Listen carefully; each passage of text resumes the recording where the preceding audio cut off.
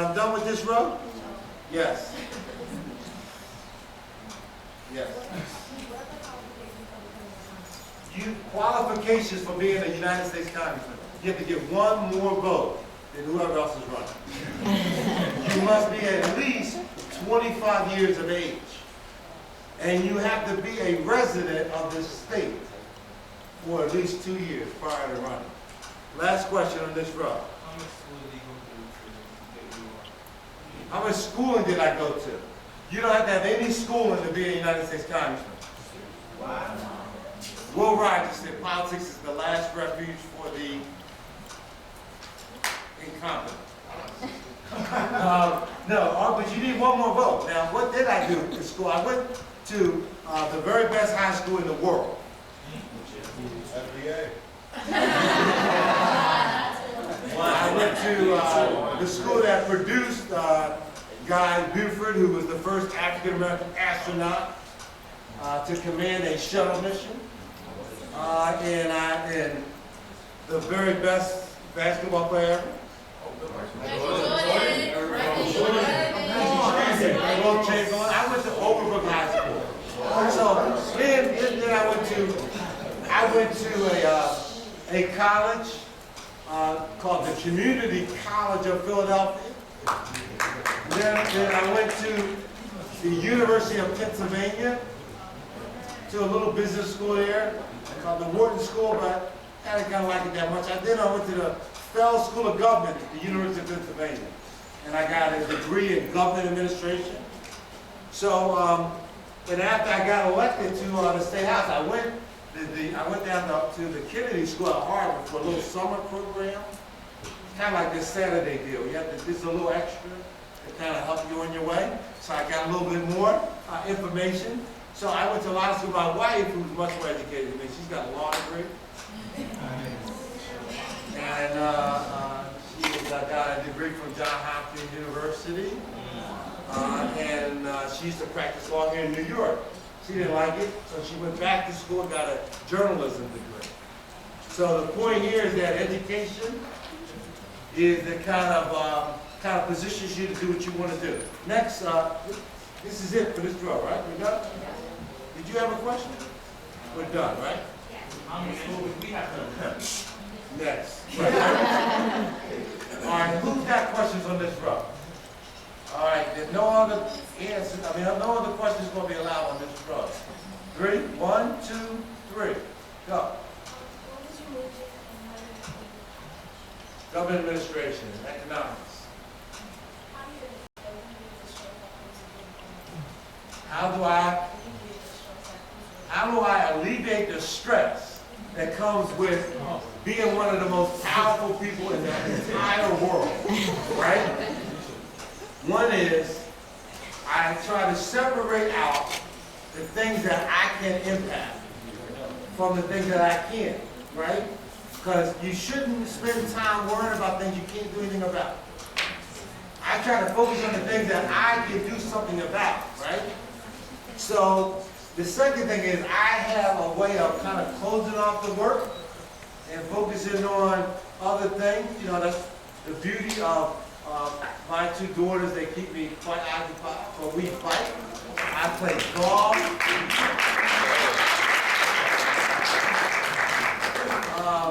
But the key thing you have to learn, no matter what position you're in, you can be the greatest chemistry instructor in the history of mankind.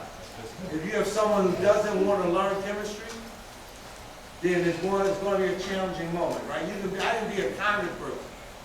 And if I have a situation where I have colleagues who, for some reason, don't think science is important, they operate in a kind of a faith-based world, fact-free. They say, well, we don't have global warming. You can't spend forever trying to convince them to the contrary. You have to go find the support you need.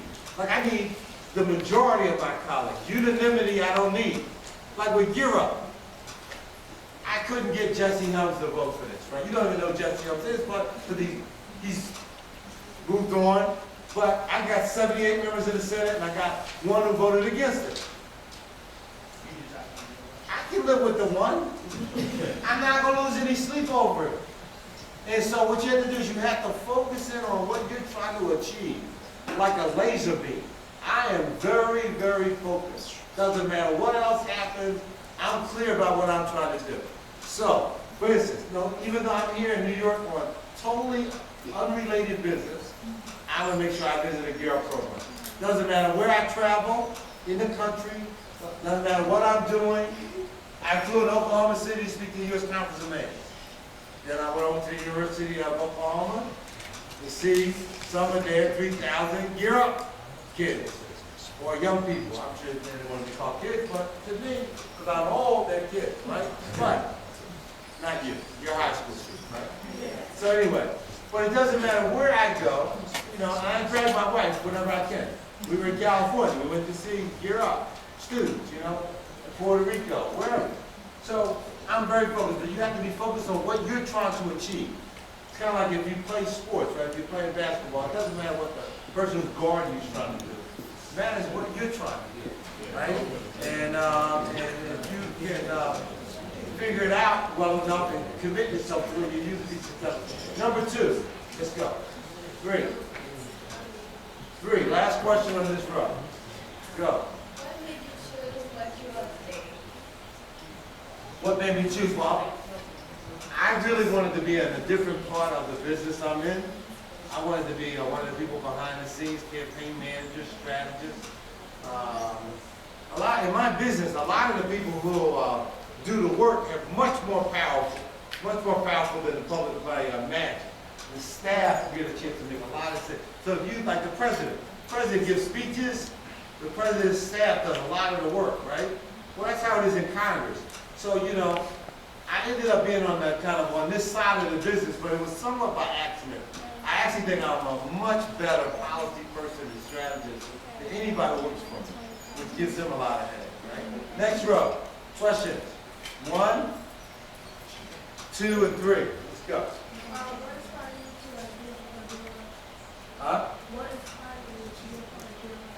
We had a young lady who was not that young, but she was one of my biggest supporters in Philly.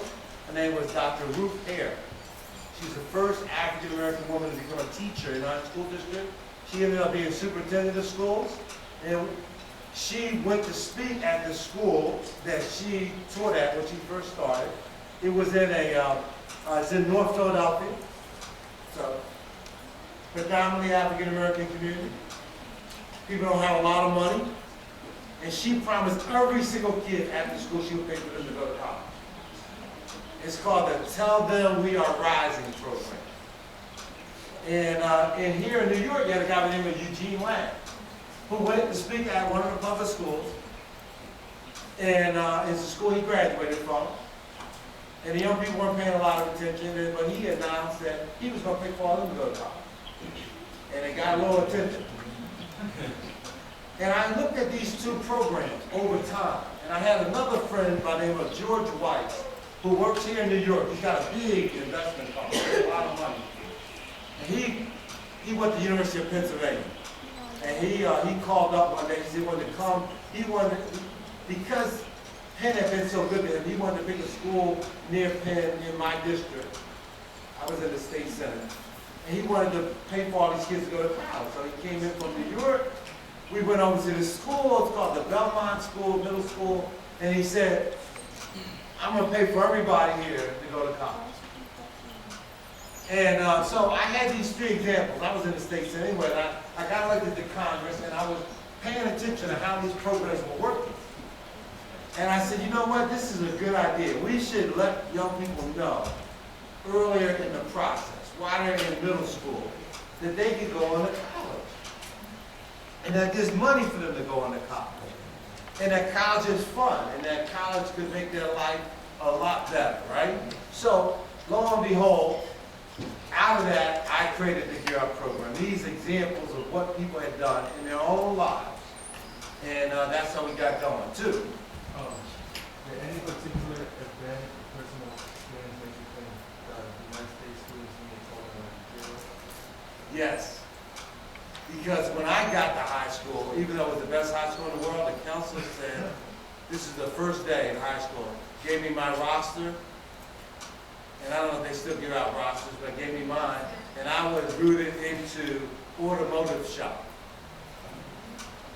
And that they had determined I was not college material. And my mother had a little problem with this determination, since they had never met me. They didn't know me. But more important to her, it seemed kind of familiar because she had went to another high school in Philadelphia. And when she showed up, on her first day, she was rooted into what's called home economics. Because if you were a young woman, you were either going to home economics or you were going into what was called commercial. You were going to be a secretary. And that and her mother had a problem with that and went down to the school. So she was kind of repeating this cycle, you know? Wilson Good, who was my first boss, I worked for him. He was the first African American to become elected mayor in Philadelphia. He went to a different high school. He went to Bartram. And on his first day, he was rooted into woodshop. He had been determined that he was not college material, right?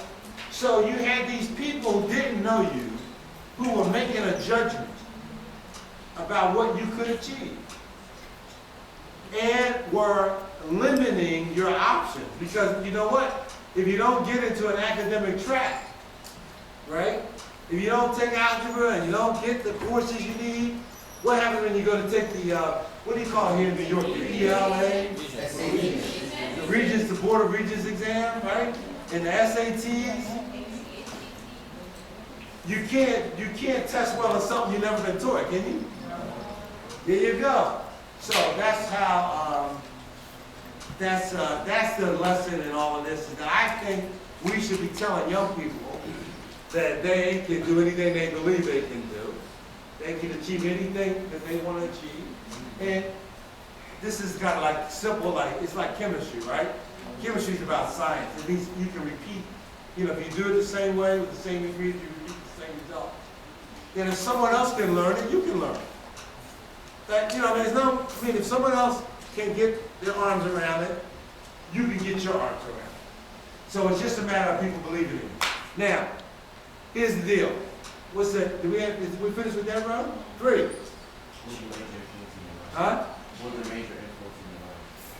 Major influence in my life? My wife is the major influence in my life.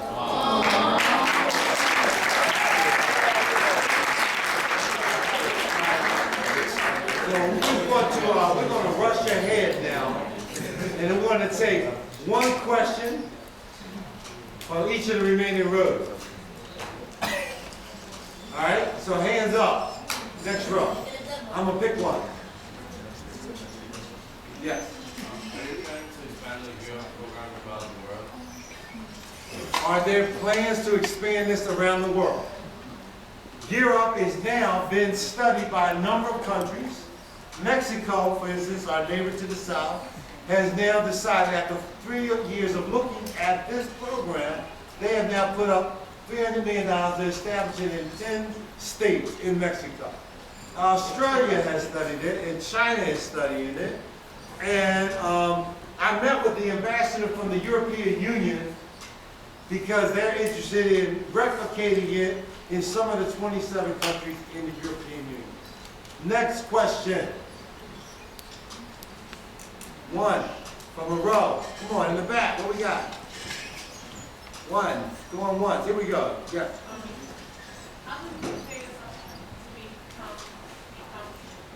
How did I prepare myself? Well, I think it was Ralph Waldo Emerson said, you learn how to play the flute by playing the flute. In politics, the way you get prepared is you jump in with both feet. So when I was in 9th grade, I worked in a campaign for a guy running for mayor. And I worked in every campaign season after that while I was a teenager. And I learned how the system worked. And so as soon as I got to be 21, I ran for office. I ran for a citywide office in Philadelphia, and I lost. I came in 4th out of 22 candidates, and I won every major newspaper endorsement in the city, and you couldn't find a happier guy who had lost